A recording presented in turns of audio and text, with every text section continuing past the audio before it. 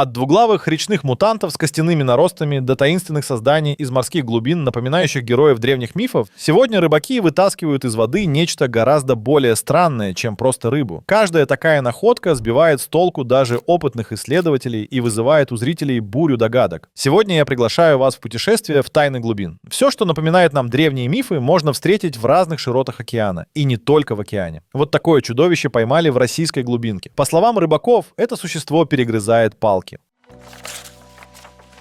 Если вы думали, что океан уже показал все, на что способен, готовьтесь удивиться. Потому что то, что попало в объектив камеры, не просто странно. Оно пугающе странно. На кадрах существо с розовато-серой кожей, которое лежит неподвижно на деревянной доске. Свет играет на его блестящей коже, а из полуоткрытой пасти торчат острые зубы. Форма тела как будто человек, но не совсем. Что-то неуловимо сбивает с толку. Слишком вытянутые руки, слишком узкий торс. Словно кто-то скрестил человека с обитателем бездны. Первые комментарии под видео — это не просто удивление, это паника. Кто-то называет существо настоящей русалкой, кто-то мутантом, а кто-то уверяет, это вообще не рыба. Это кто-то или что-то. Ученые пока не дали объяснений, ни подтверждений, ни опровержений. Видео стало вирусным, миллионы просмотров, тысячи догадок. И, конечно, всплыли теории от секретных экспериментов до посланников из другого мира. Иногда граница между научной фантастикой и реальностью оказывается тоньше, чем кажется. Может быть, это просто деформированная рыба. А может, первый зримый сигнал. Мы знаем о глубинах катастрофически мало. И пока загадка остается без ответа, главный вопрос висит в воздухе. Это случайная находка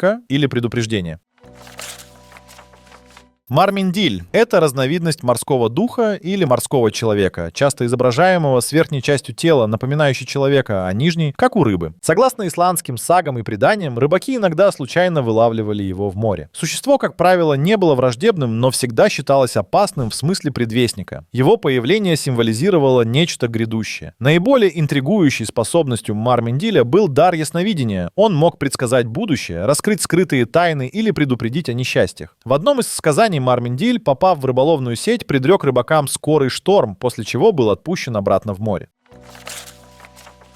Представь, ты выходишь в открытое море просто за рыбой, и вдруг прямо из бездны поднимается нечто такое, что, кажется, должно было остаться в доисторических книгах. Это не мираж и не выдумка. Это акула-гоблин живая, реальная. И, кажется, она поднялась к нам с самой границы морской темноты. Именно это увидели у Канарских островов местные. Они ловили хека и глубоководного окуня на глубине почти в 3000 футов, когда вдруг вспышка серо-розовой кожи и устрашающая пасть, полная зубов, как у ножа для стейков. Сначала мужчины подумали, что это рыба-меч. Ну а кто бы еще мог всплыть с таким вытянутым носом? Но присмотрелись и поняли, перед ними нечто совсем другое. Перед ними была одна из самых редких акул в мире. Акула-гоблин — существо, которое обычно прячется в полной темноте на больших глубинах и почти никогда не появляется у поверхности. У нее кожа цвета сырого мяса. Голова вытянута, словно клюв, а челюсть подвижная, выдвигается вперед, как в фильме про пришельцев. Такая анатомия не просто пугающая, а словно из другого времени, когда по океанам плавали монстры длиной с автобус. Акула-гоблин не просто редкий гость. Это настоящая загадка природы. Ученые называют ее живым ископаемым. За миллионы лет она почти не изменилась. Представь, эта рыба видела, как по суше ходили динозавры. И выжила. Приспособилась к темноте, к чудовищному давлению, к миру, где нет ни света, ни тепла. И вот она появляется рядом с человеком. В наш век, в нашу эпоху. Почти как напоминание. Океан все еще хранит свои тайны. Ученые до сих пор спорят, почему акула всплыла. Возможно, она была больна. Возможно, ранена. А может, из-за колебаний температуры на глубине или из-за подводных шумов. Одно ясно точно. Эта встреча — редчайший шанс заглянуть в лицо древнему миру. И если верить тем, кто ее видел, это лицо тебе не захочется встретить в темноте, даже если ты на суше. 1817 год, восточное побережье США. Рыбаки из Глостера, штат Массачусетс, привычно выходят в море, но вместо привычного улова — шок. Прямо под боком, всего в нескольких ярдах от лодок, появляется нечто огромное. Существо длиной от 90 до 120 футов. На спине волнообразные горбы. Плывет у поверхности, изгибаясь, как гигантская змея. Все бы ничего, если бы это был один испуганный матрос. Но их десятки. Потом сотни. Рыбаки, торговцы, капитаны судов. Их описания пугающе схожи. кожи. Тело вытянутое, почти без плавников. Темное, сгорбленное. Иногда оно ныряло, но чаще плыло прямо у поверхности. Документов с точными доказательствами не сохранилось, ни костей, ни фотографий, хотя тогда это и было бы невозможно. Но вот что осталось. Допросы свидетелей, наброски и, главное, ощущение того, что они говорили правду. Искренне, без желания прославиться или напугать. Так появился глостерский морской змей. Существо, ставшее местной легендой и магнитом для туристов. Его ищут до сих пор. Некоторые считают, что это был крупный кит или гигантская змееголовая рыба. Кто-то говорит, иллюзия, вызванная преломлением света на волнах. Но другие уверены, в глубинах все еще прячется нечто, что не поддается классификации. Февраль 2025.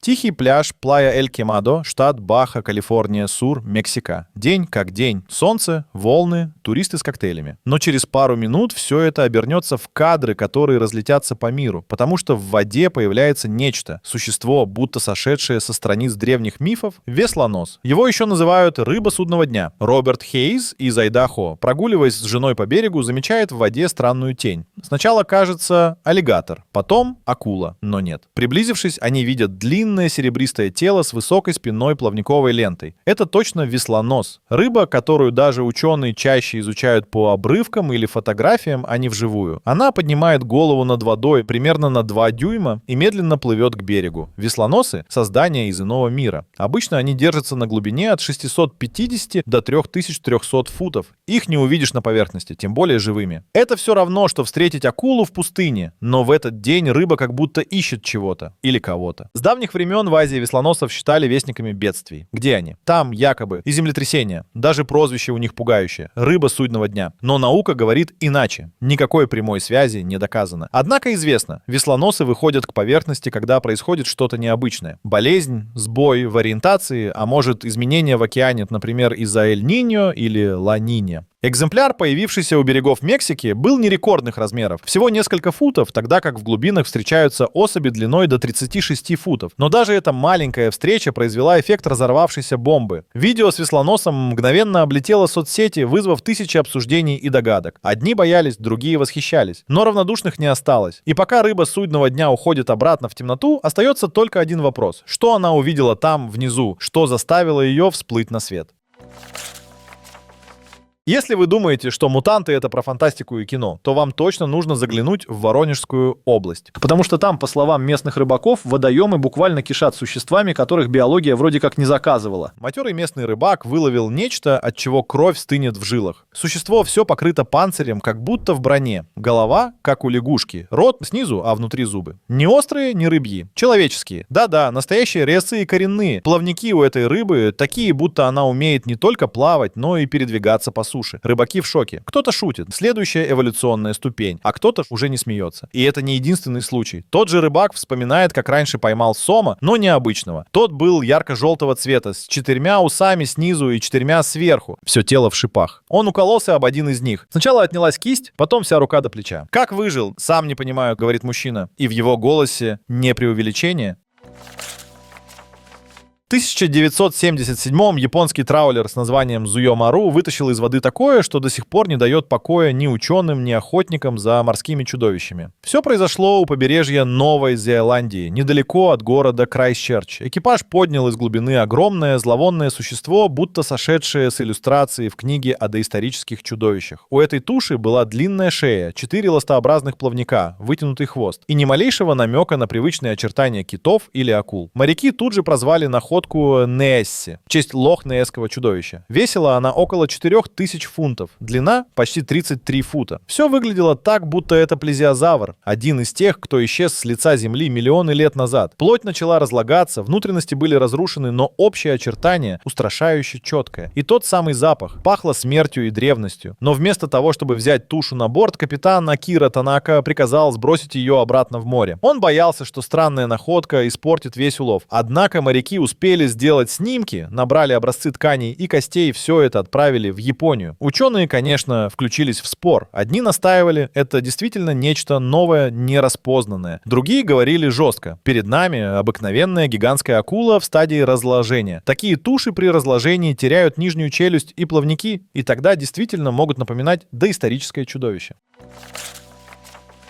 В В феврале 2025-го российский рыбак Роман Федорцов снова оказался в центре внимания. Тот самый моряк из Мурманска, что прославился в соцсетях благодаря своим пугающим и завораживающим уловам с морского дна, в этот раз вытащил из северной части Тихого океана существо, которое многим показалось не совсем земным. На видео, опубликованном в его Инстаграм, видно в кадре серо-черная масса с выпученными глазами, вздутым телом и пастью, распахнутой так, будто она вот-вот издаст нечеловеческий крик. Интернет не заставил себя ждать. Кто-то сравнил рыбу с героями из фильма «Марс атакует», другие вспомнили «Мегамозг» и даже черепашек-ниндзя. Были и те, кто в шутку предположил, что существо выловлено в районе Чернобыля. Но никаких пришельцев, только глубина и давление. Сам Федорцов пояснил. Это глубоководная рыба-лягушка, научно известная как аптоцикл. Она обитает на глубине до 5500 футов в холодных водах северной части Тихого океана. А ее пугающая внешность — результат банального физического явления. Подъем с глубины вызвал баротравму. Давление резко упало, внутренности вздулись, тело растянулось, и вот тебе инопланетянин из моря. Федорцов давно стал героем интернета. Он не просто рыбачит, он документирует чуждый глазу мир, который прячется в морской темноте. Каждое его фото — как окно в океанские бездны. Без фильтров, без прикрас. Просто доказательство того, насколько мало мы знаем о жизни под толщей воды. И вот ты смотришь на эту рыбу и думаешь, если такие существа живут прямо у нас под ногами, что же еще скрывает глубина? Возможно, самые настоящие тайны не в космосе, а там, где свет не проникает вовсе.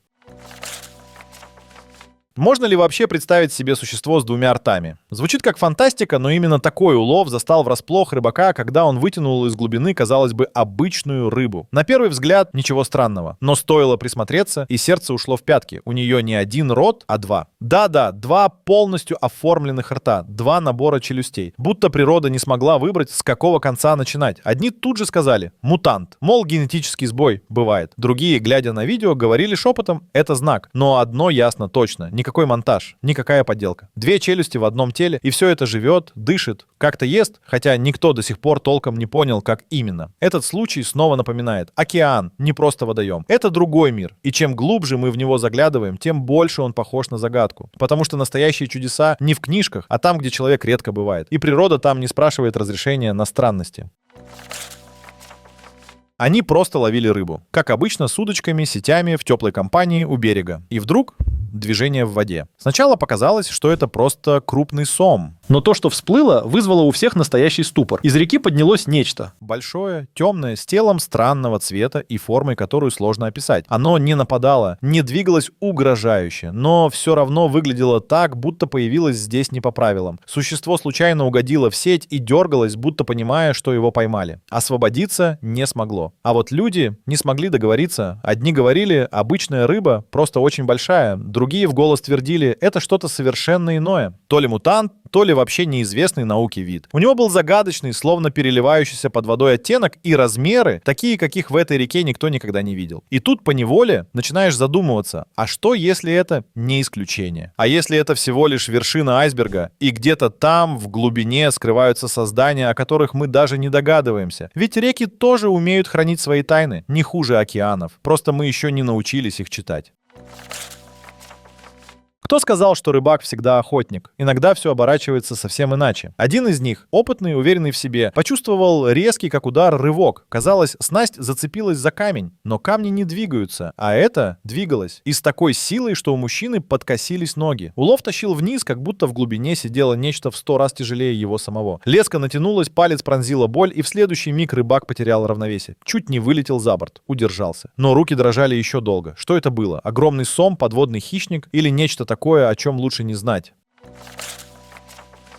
На пляже в Южной Африке день начинался, как обычно, солнце, шум прибоя, ленивое спокойствие. Но через мгновение все это сменилось удивлением, граничащим с шоком. Из воды на берег выбросило гигантского кальмара. Люди сбежались, кто с телефонами, кто просто с открытым ртом. Перед ними лежал моллюск, чья длина превышала 33 фута, а вес, по оценкам очевидцев, мог доходить до нескольких сотен фунтов. Его щупальца словно канаты, глаза огромные, будто прожекторы. Все это выглядело не как случайность природы, а как кадр из фильма о морских чудовищах. плавающих. Кальмар не шевелился, но одного его вида хватило, чтобы зрители на пляже почувствовали себя не в зоне отдыха, а на границе с чем-то неизведанным. Вскоре приехали сотрудники местных служб, аккуратно перенесли тушу и увезли ее на изучение. Что привело этого исполина к берегу, остается загадкой. Может, болезнь, может, сбой в ориентации, а может, просто напоминание о том, что под толщей воды живут существа, о которых мы почти ничего не знаем. И иногда они выходят прямо к нам, на песок, под утреннее солнце.